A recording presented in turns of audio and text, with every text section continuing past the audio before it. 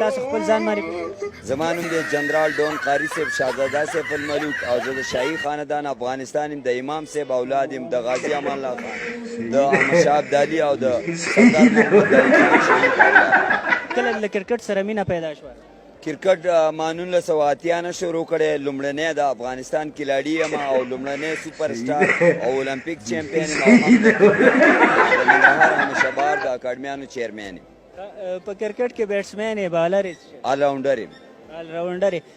څویم مقام لري آلراونډرۍ کې؟ په دنیا کې اول نمبر لري. ډېره ښه ده.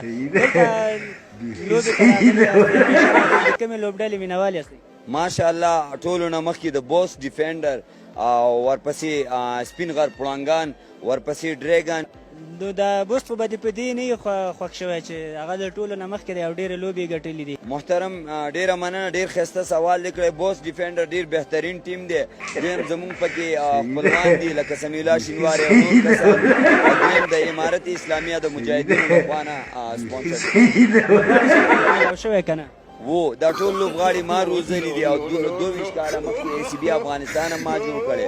انشاءالله زه غواړم چې افغانستان کې زما سپورټ وکړي، یا د ای سی بي چیرمین شم یا د حج اوقاف وزیر شم.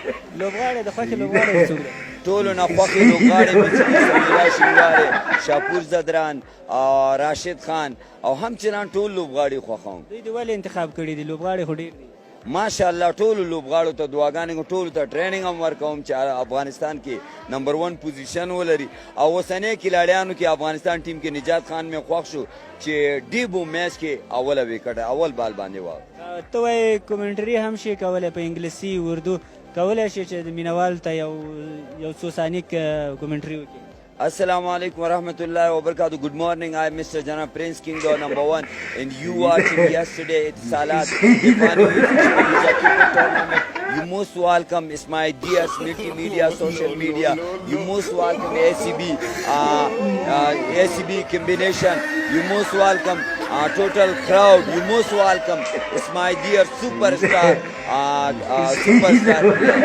څه پیغام لري د مینوالو ته، لوبغاړو ته مهرباني؟